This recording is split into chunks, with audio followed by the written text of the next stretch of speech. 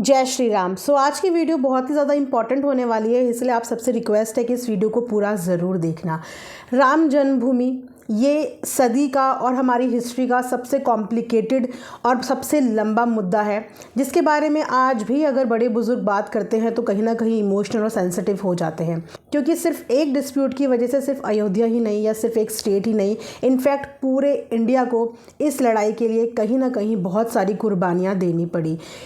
इसके तहत काफ़ी सारे दंगे चले, जिन दंगों में बहुत सारे लोगों की जान भी गई। और हिस्ट्री का ये एक पहला ऐसा केस था जहाँ पे भगवान अपनी लड़ाई खुद लड़ रहे थे, यानी कि श्री राम अपनी जन्मभूमि की लड़ाई खुद ही कर रहे थे। पूरे प्रॉपर पेपर वर्क के साथ श्री राम की फाइल तैयार की गई और सुप्रीम कोर्ट में श्री राम जी का केस चल रहा था। आई एम श्योर कि इन सब चीज़ों के बारे में आपको नॉलेज होगा, लेकिन फिर भी आपकी जानकारी के लिए बता दूं कि ये राम जन्मभूमि की लड़ाई कोई आज की लड़ाई नहीं थी, ये 16वीं सदी से चली आ रही लड़ाई थी। एंड फाइनली इतने सारे अप डाउन्स के बाद राम जी अपना केस जीत ही गए।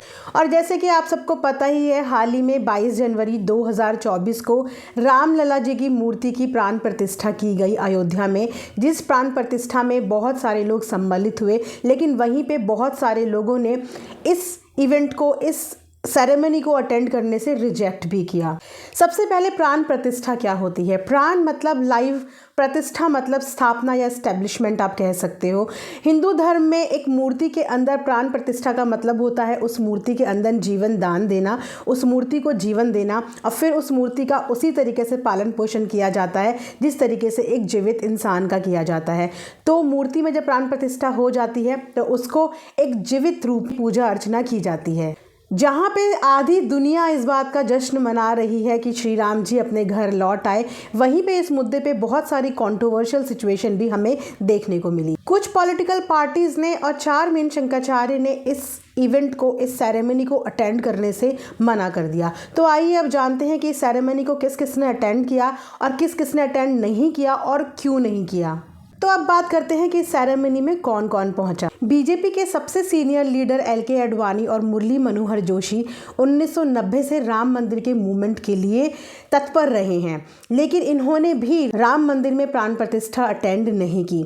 जब इस बारे में रिपोर्टर द्वारा पूछा गया तो राम मंदिर के जनरल सेक्रेटरी ने रिपोर्टर से ये बात बोली कि उनकी एज बहुत ज़्यादा है और एज की रीज़न की वजह से उनको सेरेमनी अटेंड करने से मना कर दिया गया है, क्योंकि इस समय उनके लिए सेरेमनी अटेंड करना थोड़ा सा मुश्किल हो सकता है। वहीं पे अगर बॉलीवुड सेलिब्रिटीज की बात करें तो बॉलीवुड में रणवीर सिंह, आलिया भट्ट, विकी कौशल, रोहित शेट्टी और कटरीना कैफ को स्पेशल इनविटेशन दिया गया था। पॉलिटिकल पार्टी से भी काफ़ी लोगों को इस चीज़ का इनविटेशन दिया गया था, काफ़ी लोगों ने अटेंड किया और काफ़ी लोगों ने इस इनविटेशन को रिजेक्ट कर दिया अपने अपने रीजंस देके। कांग्रेस पार्टी के भी काफ़ी लीडर्स को इनॉग्रेशन के लिए इनवाइट किया गया, लेकिन उनका कहना यह था कि मंदिर अभी आधा अधूरा है और मंदिर का इनॉग्रेशन किया जा रहा है। बट मेन रीज़न ये है कि वो ये सोचते हैं कि बीजेपी का मंदिर इनॉग्रेशन को लेके एक पॉलिटिकल मुद्दा है और ये सिर्फ राम भगवान का नाम लेके अपने चुनाव का प्रचार प्रसार करना चाह रहे हैं। लेकिन हाँ, कांग्रेस लीडर्स के साथ साथ इस अधूरे मंदिर के इनॉग्रेशन के लिए आवाज़ उठाई है, अपना पॉइंट रेज किया है शंकराचार्यज ने भी। आज से करीब 1200 साल पहले आदि गुरु शंकराचार्य ने अपने 4 मठों की स्थापना की थी, जिन मठों में उन्होंने अपने प्रिंसिपल्स के साथ उन मठों की स्थापना की थी। जो मठ आज की डेट में आपको देखने को मिलेंगे उत्तराखंड में, गुजरात में, कर्नाटका में और उड़ीसा में। और हर मठ के मुख्य पुजारी को शंकराचार्य कहा जाता है।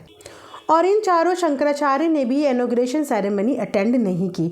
उनका भी यही बोलना है कि मंदिर अभी आधा अधूरा है। उनका कहना है कि ये सेरेमनी जो है वो हिंदू स्क्रिप्चर्स के अकॉर्डिंग नहीं की जा रही है और ये सब होता हुआ वो लोग अपनी आंखों से नहीं देख सकते। और जिस प्रकार शास्त्रों का वायलेशन हो रहा है, ऐसी सेरेमनी को वो अटेंड नहीं करना चाहते।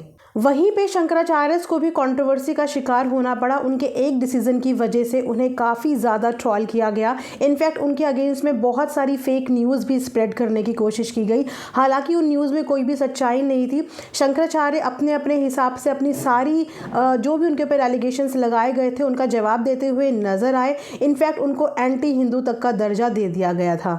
वेल इतनी सब कंट्रोवर्सी के बीच भी रामलला जी की मूर्ति की प्राण प्रतिष्ठा बहुत ही हंसी खुशी और अच्छे तरीके से संपन्न हो गई। जहां पॉलिटिकल पार्टीज ने अपने पॉइंट ऑफ व्यू रेज किए, वहीं पे अगर राम जी की बात करें तो राम जी को सत्ता से कभी प्रेम था ही नहीं। राम जी के प्रिंसिपल्स की बात करें, आज हर कोई जय श्री राम के नारे लगाता हुआ नजर आ रहा है, लेकिन इनमें से कोई एक भी ऐसा नहीं होगा जो राम जी के सिद्धांत पे या राम जी के फुटस्टेप को या उनके प्रिंसिपल्स को फॉलो करता हुआ दिखेगा, क्योंकि राम जी के प्रिंसिपल्स और सिद्धांत इतने अच्छे थे कि आज की डेट में उन्हें फॉलो करना एक आम नागरिक के लिए बहुत ही ज़्यादा इम्पॉसिबल है। क्योंकि राम जी ने अपनी पूरी सत्ता, अपना पूरा राज्य सिर्फ एक बार अपने माता के कहने पे छोड़ दिया था। एक बार उनसे क्रॉस क्वेश्चन तक उन्होंने नहीं किया, एक बार अपनी चीज़ के लिए वो लड़े तक नहीं, जबकि वो चाहते तो पूरा अयोध्या राम जी को पसंद करता था। लेकिन सिर्फ अपनी माँ की बात का मान रखने के लिए वो वहाँ से चुपचाप चले गए। उस सत्ता का उन्होंने लालच नहीं करा, उस राज्य का उन्होंने लालच नहीं करा और सीधा जाके वनवास के लिए निकल पड़े। हाँ, लेकिन उन्होंने अपनी माँ से एक शिकायत ज़रूर की थी कि अगर आप ये बात मुझे कहती या मुझसे कहती कि आप भरत को राज्य देना चाहते हो तो मैं हंसी खुशी ये राज्य भरत के हाथ में सौंप देता। तो ये थे हमारे राम जी के सिद्धांत, ये थे हमारे राम जी के फुटस्टेप। तो क्या इन पॉलिटिकल्स पार्टी को कंट्रोवर्सी में तब्दील करने वाले लोग क्या एक बार ये सोच रहे हैं कि आप जिस चीज़ के लिए कंट्रोवर्सी क्रिएट कर रहे हो या जिस चीज़ के लिए आप लड़ रहे हो, उन राम जी के रियल सिद्धांत क्या थे, उन राम जी के प्रिंसिपल क्या थे? तो आज हमारे देश में राम जी का एक तरीके से पुनर्जन्म हुआ है, क्योंकि राम जी अपनी नगरी में वापस आ गए हैं, जिस नगरी में उनका हक था, जिस नगरी को पाने के लिए हमारे राम जी ने कभी आवाज़ नहीं उठाई, जिस नगरी के लिए हमारे राम जी ने कहीं कोई लालच नहीं करा, आज वो नगरी जो है राम जी के भक्तों द्वारा राम जी के हाथों में सौंप दी गई है और उनका वहाँ पे प्राण प्रतिष्ठा के साथ धूमधाम से स्वागत कर दिया गया है। तो अगर आप भी सच्चे राम भक्त हैं तो कमेंट सेक्शन में जय श्री राम ज़रूर लिखना और कोशिश करना, सारे तो नहीं लेकिन राम जी के किसी एक भी प्रिंसिपल पे, किसी एक भी सिद्धांत पे आप लोग चल पाओ, तो ये उनके लिए सबसे बड़ी डिवोशन होगी उनके भक्तों की तरफ से। तो यहीं पे ये वीडियो एंड करती हूँ। आई होप आप लोगों को मेरी ये छोटी सी इन्फॉर्मेशन अच्छी लगी होगी। मिलेंगे नेक्स्ट वीडियो में। जय श्री राम।